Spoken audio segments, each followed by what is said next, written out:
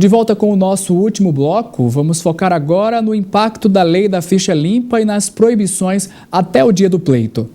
Juiz Eli, o candidato, partido ou coligação pode usar de um panfleto apócrifo, carta anônima, por exemplo, na propaganda eleitoral? Não. Qualquer tipo de propaganda anônima, ela é proibida. Essa, independentemente dela trazer expressões injuriosas ou caluniosas, ou dela trazer expressões que ressaltem qualidades de candidatos. Essa é uma regra básica de todo e qualquer tipo de propaganda. Tem que haver a identificação. E no caso dos impressos, ainda mais, porque além da propaganda, ele tem que identificar o CNPJ de quem está promovendo, porque mesmo os candidatos, quando eles fazem então o registro de suas candidaturas, eles recebem esses números e tem que identificar também o CNPJ de quem fabricou o impresso. Isso é uma regra importante, é uma regra que permite o controle não apenas da responsabilidade de quem está fazendo a propaganda no sentido do conteúdo da propaganda, mas também um controle na prestação de contas, porque deverá ser incluído aquela despesa gráfica que foi feita. O anonimato ele não é permitido em nenhum tipo de propaganda eleitoral. E a utilização de campanha através do rádio, pela internet, o streaming, a transmissão ao vivo através de uma rádio web não convencional, também está liberado? Nesse contexto, é tudo liberado? Não, nesse caso, ele liberado em virtude da possibilidade de ser utilizado, mas tudo dentro daquelas regras básicas que são inerentes à propaganda de rádio e de televisão, como o doutor Dimitri aqui já tão bem exemplificou. É possível fazer uma fiscalização na internet durante esse período eleitoral, doutor Eli? Sim, a internet ela vai ser utilizada e a intenção do Tribunal Superior Eleitoral em disciplinar, em aceitar a utilização da internet, foi exatamente possibilitar a fiscalização. Porque se houvesse uma exclusão da internet como forma de propaganda, aí não haveria como ter fiscalização, porque estando alheia ao processo eleitoral, não submeteria às regras. E a fiscalização primeira vai ser feita pelos próprios candidatos e pelos próprios partidos políticos, porque todos fazem parte do processo, não apenas realizando a propaganda, como também fiscalizando uns aos outros.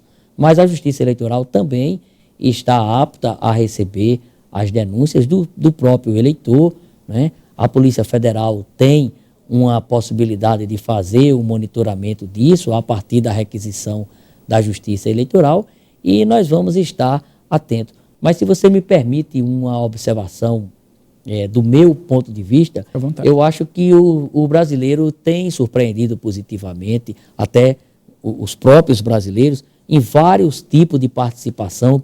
Sempre que se exige a participação popular, isso tem sido feito com um primor até maior do que se espera. E a gente não tem dúvida de que haverá problema na propaganda, vai haver denúncia, vai haver infração, mas eu acredito que isso vai ser muito menos. O resultado global vai ser muito mais positivo da participação positiva, da participação coerente do próprio eleitor e da população na sua manifestação por suas opções políticas. Eu acho que nós vamos sair dessa eleição com um resultado positivo da participação popular no processo eleitoral. Professor Dimitri, a presidente do Tribunal Superior Eleitoral, ministra Carmen Lúcia Antunes Rocha, ela afirmou que o grande desafio nas eleições deste ano será a aplicação da lei da ficha limpa. Para ela, como a lei é nova, não há ainda jurisprudência consolidada sobre o tema. O senhor concorda? É verdade. Justamente por ser a primeira eleição que nós vamos exigir essa observância da lei da ficha limpa, como foi popularizada, não existe ainda entendimentos consolidados. Existem opiniões, né? Nós temos opiniões de estudiosos, alguns doutrinadores que se debruçaram sobre a lei para estudá-la, mas existem ainda entendimentos conflitantes. Posso até dar um exemplo aqui, Rodrigo, a questão de alguém que teve suas contas rejeitadas, digamos, pelo Tribunal de Contas do Estado, mas entra com uma ação judicial pedindo uma liminar ou uma cautelar que seja, para suspender os efeitos disso. Até que ponto nós podemos considerar isso válido ou não? Então existe um entendimento de que isso é possível se for um órgão colegiado para conceder essa cautelar liminar, mas a princípio o foro competente vai ser realmente o primeiro grau. Então a gente não tem ainda consenso. Aumentou-se o trabalho do Ministério Público, porque nós passamos a ver também a questão das prestações de contas, né, das ações de improbidade, impedem a candidatura à desaprovação de contas, tanto do TCU, Tribunal de Contas da União, como do Tribunal de Contas do Estado, condenação por tribunais em ações de improbidade administrativa, então aumenta o trabalho. Mas como bem colocou o doutor Eli aqui, e eu havia dito também, o eleitor está mais consciente hoje. Até o próprio eleitor que também se entende como candidato. Então eu acho que essa lei, que é a primeira vez, como eu disse, vai ser aplicada nas eleições, tem tudo para pegar. O Brasil tem esse fenômeno, né? Toda lei entra em vigor e só perde seu vigor quando revogada. Mas o Brasil tem um fenômeno do pessoal, o próprio brasileiro, dizer, tal lei não pegou. Eu acho que essa lei da ficha limpa vai pegar sim, vai ser bem abraçada e entendida pelos eleitores. Um subtema dentro desse universo da lei da ficha limpa seria a questão das doações para a campanha. Quais os principais tópicos para as doações para a campanha nesta eleição? Doação há de ser identificada, a fonte da doação. Haverá um momento, e aí eu não vou saber precisar no calendário, porque realmente eu não tenho essa data, mas haverá um momento de prestação de contas disso, inclusive disponibilização dessa prestação até na própria internet. São 2 momentos. Ao fim, a prestação final de toda a campanha, e num primeiro momento de doação e tudo mais, prestação de contas que há durante a campanha. E isso tudo vai ser englobado também no final, na análise final, ao fim de todo o pleito eleitoral, da prestação de contas de cada candidato. Agora, juiz Eli Trindade, é possível o eleitor saber quanto o seu candidato está arrecadando e gastando durante a campanha eleitoral? Ou só no final que a gente vai ter uma prestação de contas total e aí que o eleitor vai ter a possibilidade de saber? Mas durante a campanha seria possível ou não? Sim, é possível sim saber sobre os recursos auferidos pelos candidatos e pelos partidos, tanto daquilo que foi captado como daquilo que foi gasto durante o processo eleitoral. Isso, inclusive, é uma determinação da lei das eleições e também das resoluções do Tribunal Superior Eleitoral, a Justiça Eleitoral ela vai criar um espaço na internet, um espaço próprio para que seja feita essas prestações de contas. Nós teremos uma primeira divulgação em 6 de agosto, uma segunda divulgação em 6 de setembro e depois tudo isso será consolidado na prestação de conta total. O objetivo é exatamente permitir que o eleitor possa acompanhar e identificar a origem do recurso de cada partido e de cada candidato, para que, eventualmente, isso possa também orientá-lo na escolha da opção de sua preferência. Pode ser feita a doação também por meio de cartão de crédito? Sim, não existe nenhuma vedação. Pode ser feita a doação por cartão de crédito, é uma das formas previstas pela legislação eleitoral. Doutor Eli, também é importante esclarecer o que é proibido fazer no dia da eleição, tanto para o eleitor, tanto para o candidato. E no dia da eleição, existem as proibições normais durante a campanha, em especial a questão da captação ilícita de sufrágio, na linguagem da lei, que é o nosso popular compra de voto, que a compra de voto pode ser feita não apenas com pagamento de dinheiro, mas também com promessas, com oferecimento de qualquer tipo de vantagem. Isso é proibido durante todo o processo eleitoral e é uma proibição também no dia da eleição. As proibições adicionais do dia da eleição, elas são referentes às propagandas, que as propagandas elas têm as suas épocas de realização e no dia da eleição não é permitido. O doutor Dimito, inclusive, já de forma didática, já elencou aqui várias formas de proibição, né? E então todo tipo de propaganda, aí a figura muda. No dia da eleição é proibido todo e qualquer tipo de propaganda, exceção feita à manifestação individual e silenciosa do eleitor. Então o eleitor que sai para votar com uma bandeira, com um dístico, com um adesivo, né, na sua vestimenta, isso daí é permitido, né?